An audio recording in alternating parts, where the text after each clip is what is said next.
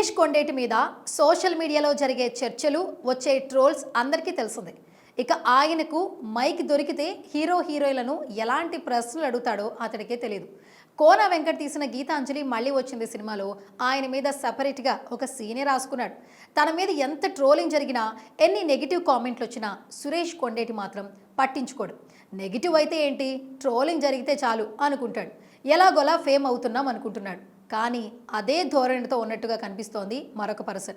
జనసేన తరపున సురేష్ కొండేటి తన స్టైల్లో ప్రచారం చేస్తున్నాడు.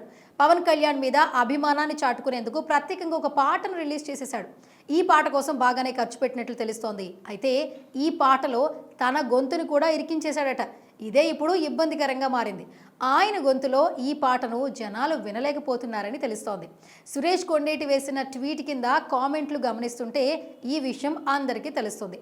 జర్నలిస్ట్గా కెరీర్ మొదలుపెట్టి అంచెలంచెలుగా ఎదుగుతూ డిస్ట్రిబ్యూటర్గా, నిర్మాతగా, నటుడిగా ఇలా తెలుగు సినీ కళామ తల్లికి ఎన్ని విధాల సేవ చేయగలిగితే అన్ని విధాలా సేవ చేసుకుంటూ వస్తున్న తనకు మరో మహాభాగ్యం దక్కిందని జనసేన కోసం పాడిన పాటను షేర్ చేశాడు.